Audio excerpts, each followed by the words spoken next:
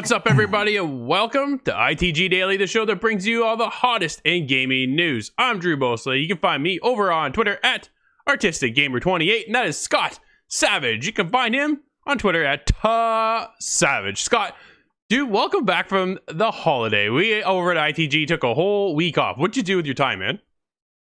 Oh, I've played a lot of games as I can't help but escape, but it's been a good week off. It capped off by some, we'll call it celebrity boxing, but that's for another day. Yeah, we won't even touch that. I saw a bunch of disappointment on Twitter last night from that thing, but that's a whole other story.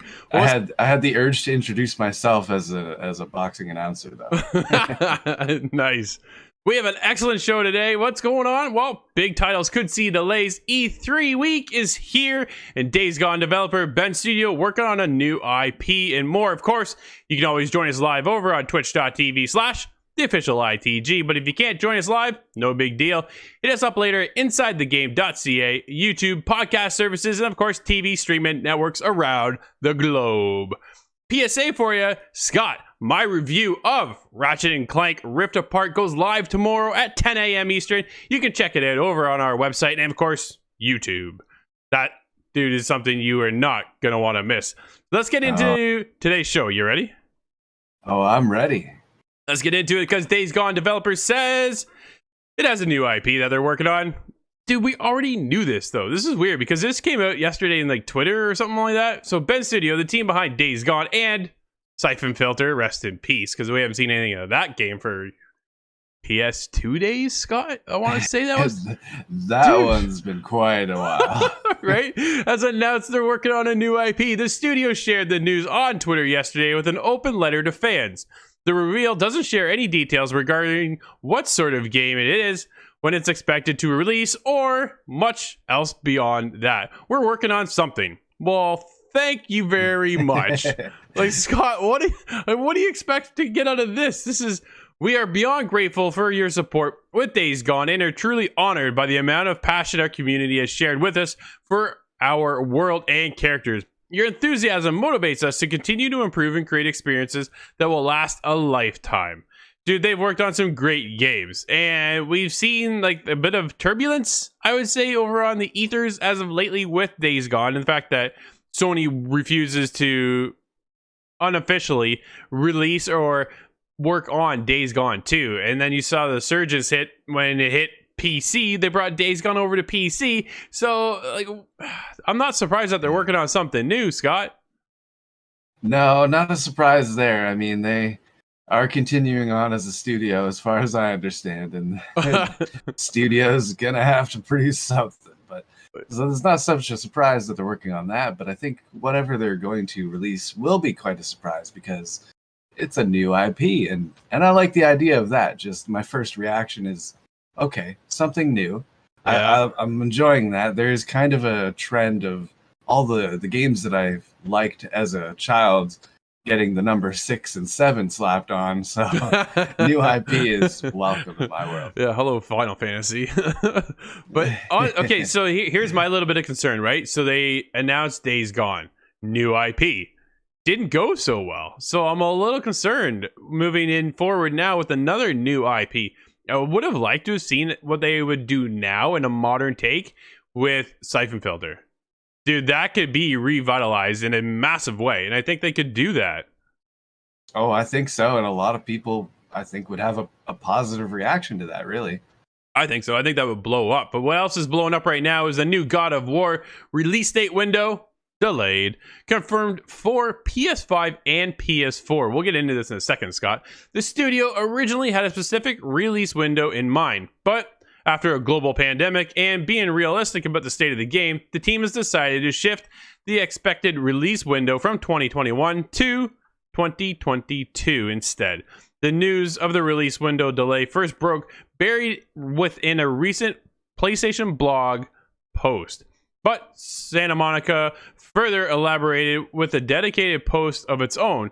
In a tweet from the California-based studio, it was confirmed that God of War sequel was expected to drop sometime next year. Since the release of the God of War teaser last year, we've been humbled by the amount of love our community has shown us. Reads that over on Twitter. We're incredibly grateful to see so many people excited to experience the next chapter of Kratos and Atreus' journey. Dude, I'm pumped to see where this goes. I am not surprised that it is delayed. No, and do you think the fans were happy about that one? Of course not. But Players vs. Cancer joins us. Yo, what is going on, Players vs. Cancer? So glad to see you over in the Twitch chat. Thank you for joining us. It says all devs are scared to death of another cyberpunk fiasco. You are absolutely right. There is no doubt about that.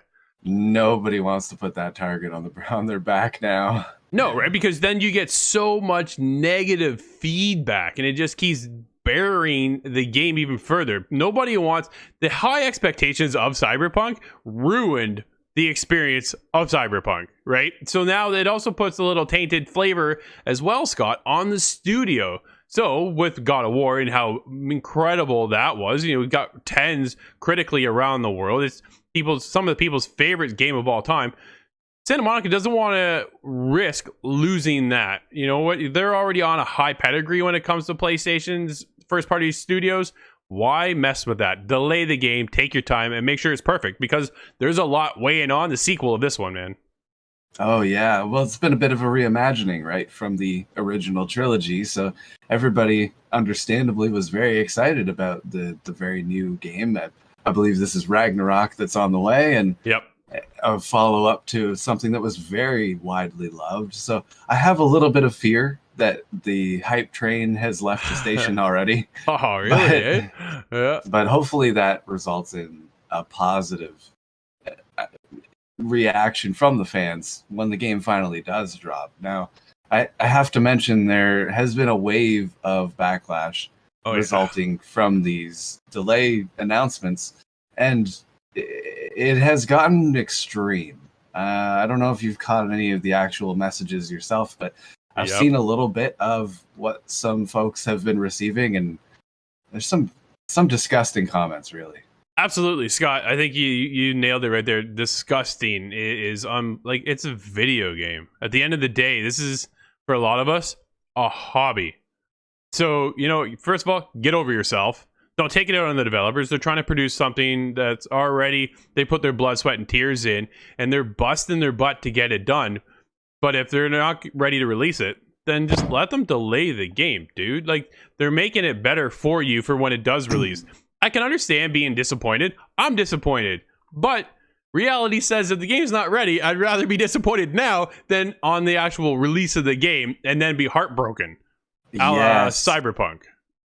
It's a bit, I liken it to, it's a bit like arguing with your chef. You want your food, understandably. You have an idea of what the meal is going to be. But if the chef has not completed it yet, you don't want to eat that and get some food poisoning. Yeah. You don't want a bad reaction because of a rushed effort.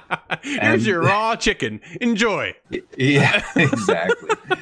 Oh, yeah, absolutely. Scott, let's get on to another first-party studio because we're talking about Guerrilla Games offers clarity regarding Horizon Forbidden West's release date.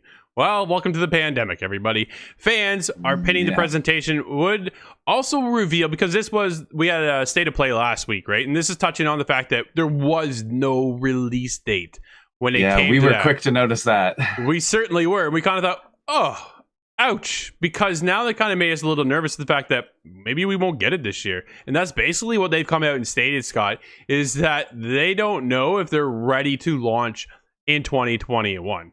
They're more concerned about making a great game, which they should be, right? Makes total sense, but definitely have concerns. So the development is on track. They told Game Informer. The thing is, there are just strange times that we're in, and we have never finalized and shipped a game under these kinds of circumstances. So we are constantly calculating our schedules and looking at, okay, we're okay here. Like they're looking to make sure everything is on track, on point, and perfect, which again is all you can ask for at this state of the game. Are we going to see it release this year? I kind of expected to see Horizon Forbidden West this year, Scott. But if they delay it, but then I also kind of can see it coming in February. You know what I mean? Yeah, hopefully. I mean, that's the window that I'm hoping for, just based on what we've seen and heard about the game already.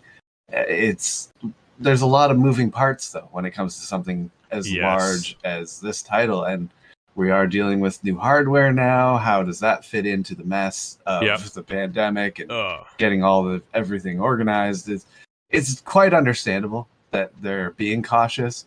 And I really do appreciate the open nature of their announcements. Absolutely. Players vs. Cancer hits us up again, says, realize that investors need to be kept happy. That's the biggest push, right? That's why Cyberpunk got sent out to the wild, is to keep the investors happy. But then they do a massive refund exchange, and then you can't even find it on PlayStation still. They were a bit fed to the wolves, actually. Exactly.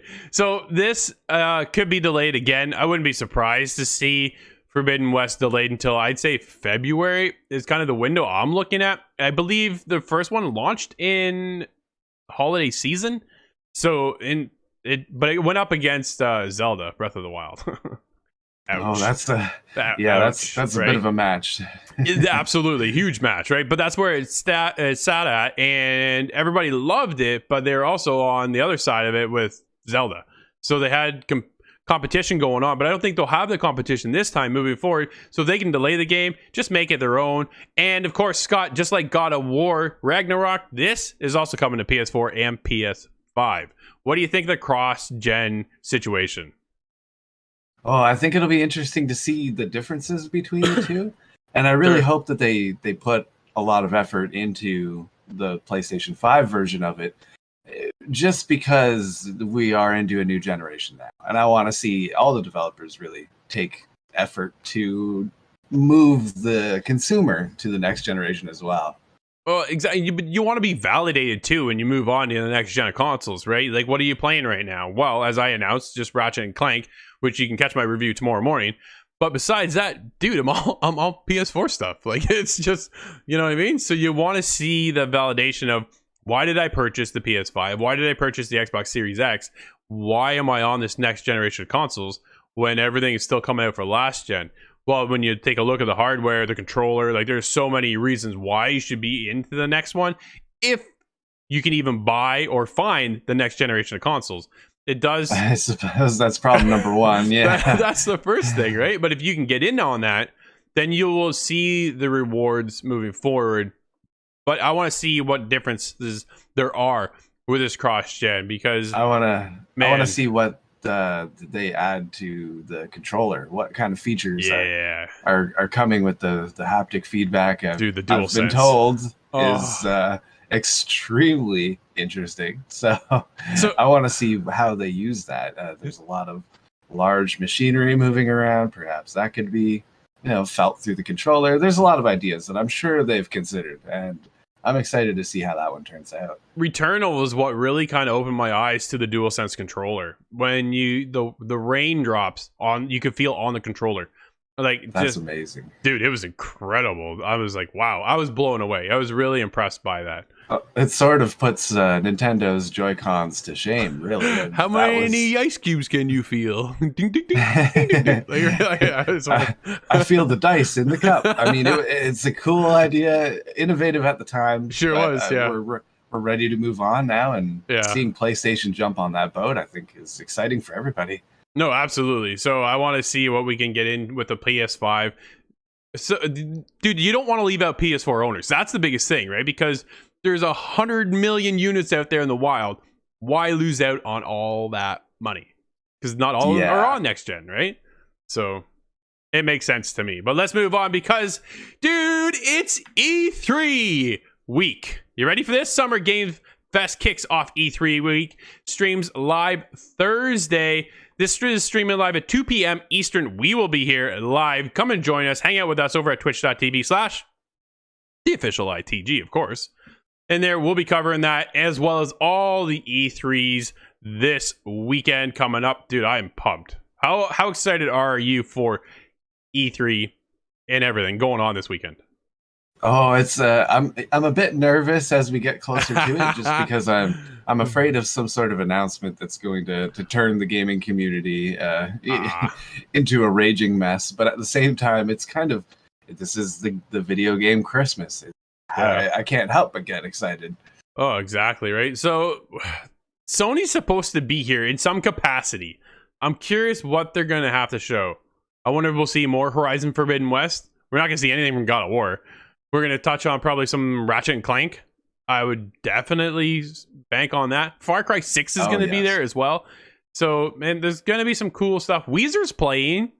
Dude, Weezer is opening, I believe, for the Summer Game Fest.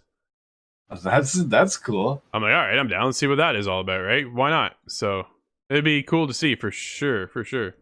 Now I'm wondering, do you have any kind of out there ideas for what IPs may return under the announced PlayStation banner?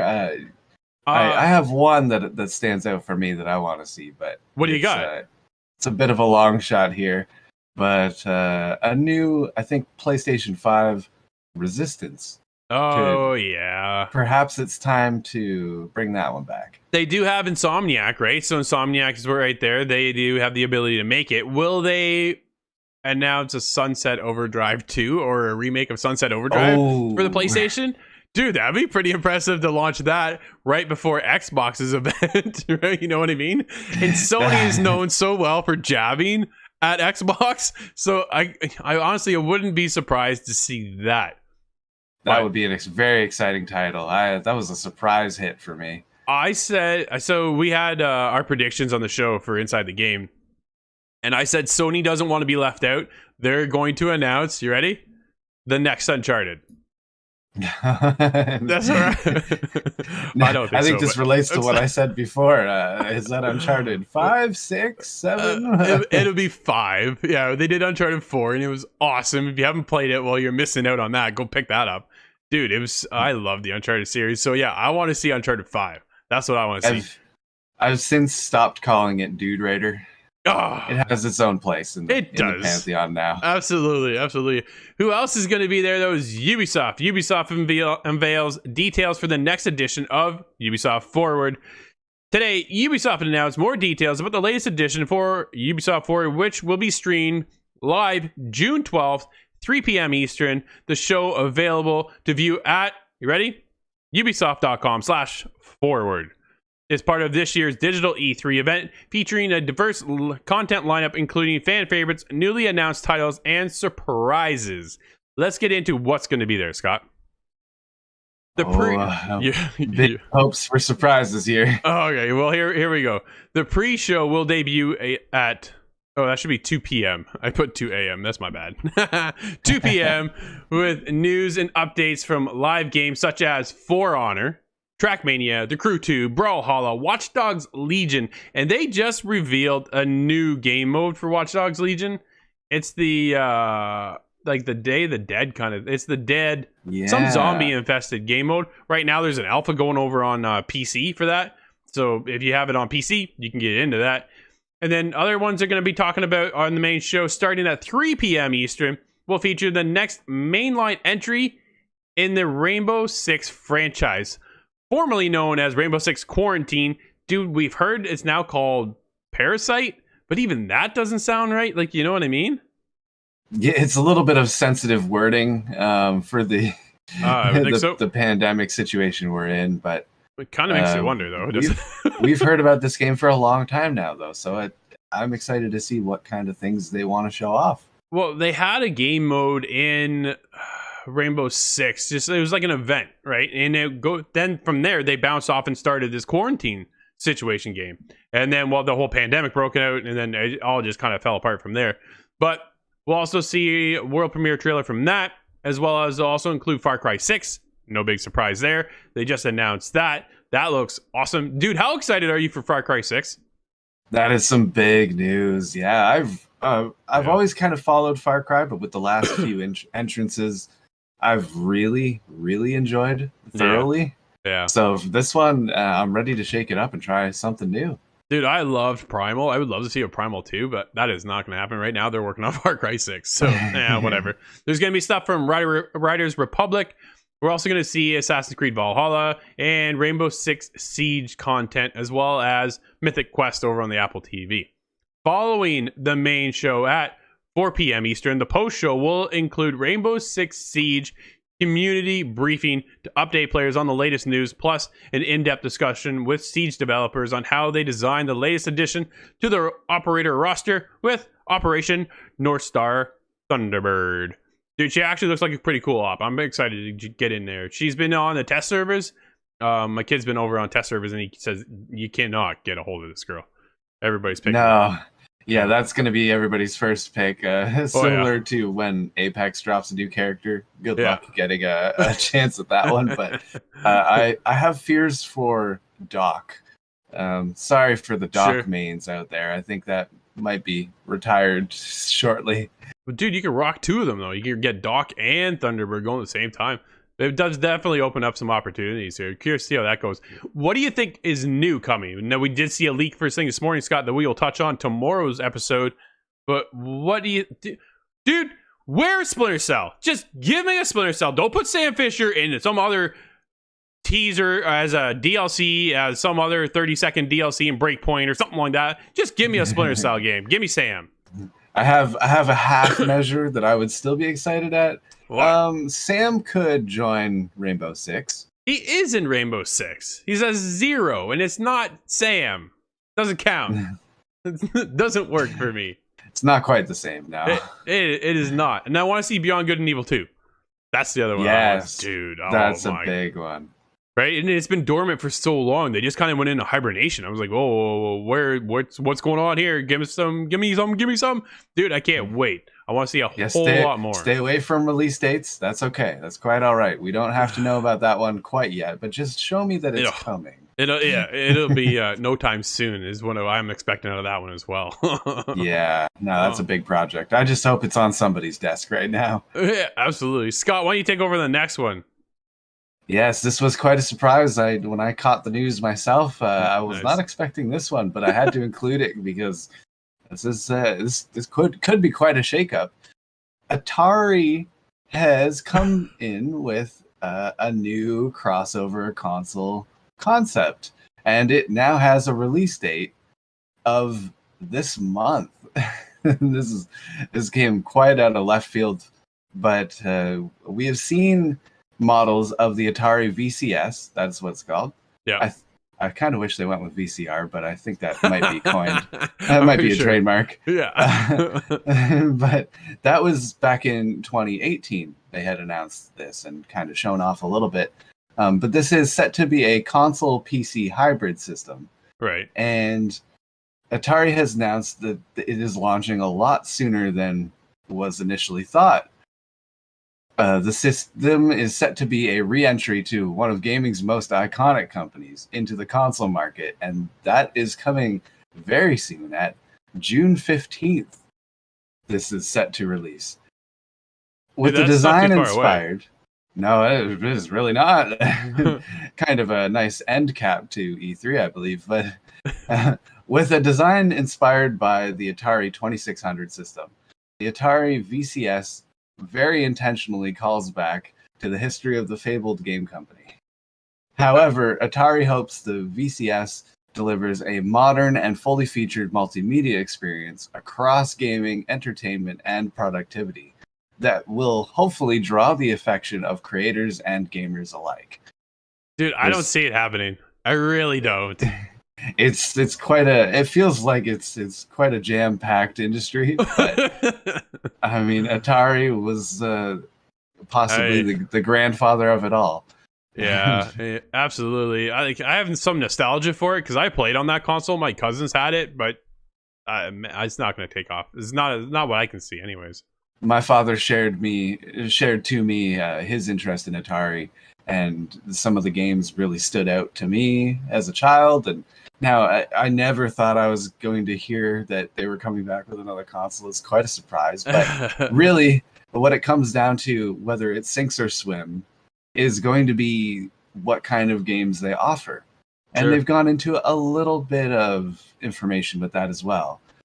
Their library is set to feature more than a dozen games from indie developers. Games such as Jetboard Joust. Invoking the name Joust reminds me of my favorite Atari game, actually. For sure. And Gun Tech, Boulder Dash Deluxe, and Something Ate My Alien.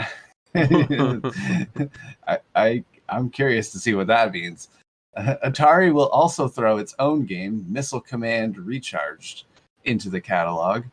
And each Atari VCS also comes with a copy of the Atari VCS Vault, which includes access to 100 arcade and Atari 2600 games. So it's set to be, by all accounts, a blend of bringing some retro stuff back, by name and by actual title, and also some future forecasting as well. They want to get indie developers. They want developers on their side to support it. So it's set to really be possibly a fair entry into the gaming world. Re-entry, rather. We'll see what happens, Scott. But we're going to have to find out on June 15th because, everybody, that is going to wrap up for ITG Daily. Thank you for hanging out with us. Don't forget, you can always be a part of the show, but if you can't, join us live over on twitch.tv/theofficialitg. You can catch it later over on YouTube, our website, of course, at insidethegame.ca, and podcast and TV streaming networks around the world. Until tomorrow, everybody, we'll catch you later. It's been Inside the Game.